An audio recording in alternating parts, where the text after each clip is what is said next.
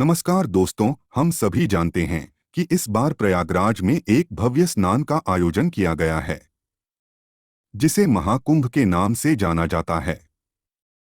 यह हिंदू धर्म और हिंदू पौराणिक कथाओं से संबंधित है। यह आस्था की एक सामूहिक हिंदू तीर्थयात्रा है, जिसमें हिंदू एक पवित्र नदी में स्नान करने के लिए इकट्ठा होते हैं। लेकिन क्या आप जानते हैं, कुंभ मेले के पीछे का इतिहास क्या है और इसकी प्रक्रिया क्या है? कुंभ मेले के लिए कौन से स्थान पवित्र माने जाते हैं और कुंभ 2025 के बारे में क्या खास है? तो दोस्तों, इस वीडियो के अंत तक हमारे साथ बने रहें।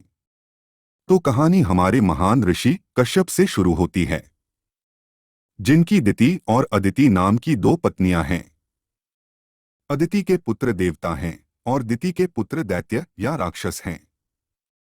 ये हमेशा ब्रह्मांडों पर अधिकार के लिए लड़ते रहते थे। देवता अच्छे का प्रतीक हैं और राक्षस बुरे का प्रतीक हैं। इंद्र देवताओं के राजा थे और उनके पास ऐरावत नाम का एक हाथी था और वह ऐरावत पर सवार थे। तब ऋषि दुर्वासा इंद्र के पास आए, जिन्होंने उन्हें भगवान शिव द्वारा दी गई एक विशेष माला भेंट की। ऋषि दुर्वासा अपने गुस्से के लिए जाने जाते हैं और अपने श्रापों के लिए प्रसिद्ध हैं। इंद्र ने उपहार स्वीकार कर लिया, लेकिन यह साबित करने के लिए कि वह अहंकारी देव नहीं थे, परीक्षण के तौर पर इसे हाथी की सूंड पर रख दिया। हाथी ने यह जानकर कि इंद्र का अपने अहंकार पर कोई नियंत्रण नहीं है, माला को जमीन पर फेंक दिया। इससे ऋषि क्रोधित हो गए। क्योंकि माला देवी लक्ष्मी का निवास था, दुर्वासा ने इंद्र और सभी देवताओं को सभी शक्ति, ऊर्जा और भाग्य से वंचित होने का श्राप दिया।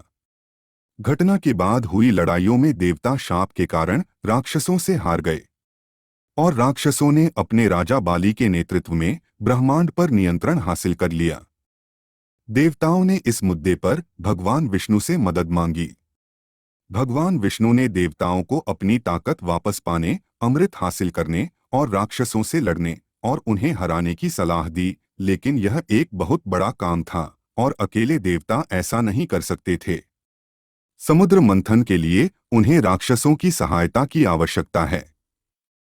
विष्णु ने उन्हें राक्षसों के साथ कूटनीतिक ढंग से व्यवहार करने की सलाह दी। देवताओं ने अमृत के लिए संयुक्त रूप से समुद्र मंथन करने और इसे आपस में साझा करने के लिए उनके साथ एक गठबंधन बनाया। हालांकि भगवान विष्णु ने देवताओं से कहा कि वह अमृत को राक्षसों के हाथों में नहीं पड़ने देंगे। विशाल समुद्र को मथने के लिए मंधारा पर्वत मंथन की छड़ी बने और महान नागराज वासुकी मंथन की रस्सी बने। दोनों ने समुद्र मंथन शुरू किया और समुद्र से बहुत सारा खजाना निकला। अंत में भगवान धन्वंतरी अमृत के कलश के साथ समुद्र से उठे। देवताओं ने सोचा कि यदि राक्षस उस अमृत को पीकर अमर हो जाएंगे तो वे संसार में उत्पात मचा देंगे। उन्होंने इंद्र के पुत्र जयंत को संकेत दिया, जिन्होंने तुरंत देवता धन्वंतरी से कलश ले लिया और स्वर्ग की दिशा में भाग गए। यह देखकर राक्षसों के गुरु शुक्राचार्य ने उन्हें सचेत किया और उन्होंने जयंत का पीछा किया। कलश पर कब्जा करने के लिए देवताओं और राक्षसों ने 12 दिन और 12 रातों तक एक दूसरे से लड़ाई की, जो मनुष्य के लिए 12 वर्ष हैं। इस प्रक्रिया के दौरान अमृत कलश को 12 स्थानों पर रखा गया था। इन 12 स्थानों में से 8 अन्य लोकों में और 4 स्थान पृथ्वी पर हैं। ये 4 स्थान पवित्र माने जाते हैं।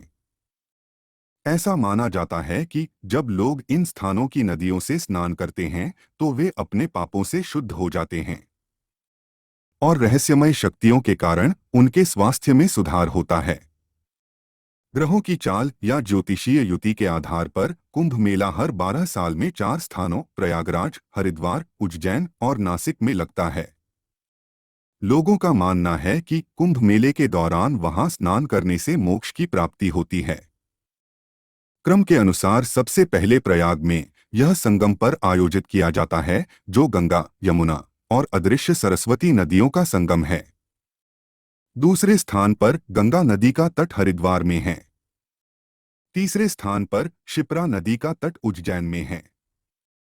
और अंत में नासिक त्र्यंबकेश्वर गोदावरी नदी के तट पर आयोजित होता है। इस सबसे शुभ दिन पर वास्तव में बहुत भीड़ होती है और आपको पानी में डुबकी लगाने के लिए कम से कम 5-6 घंटे तक कतार में खड़ा रहना पड़ता है। इसे दुनिया की सबसे बड़ी धार्मिक सभाओं में से एक माना जाता है। पारंपरिक रूप से कुंभ मेले में भाग लेने वाले 13 अखाड़ों के साधु 44 दिन तक चलने वाले कुंभ मेले के पहले दिन पवित्र स्नान करने वाले पहले व्यक्ति थे, जिसे शाही स्नान के नाम से जाना जाता है। तो दोस्तों, आज के वीडियो में बस इतना ही।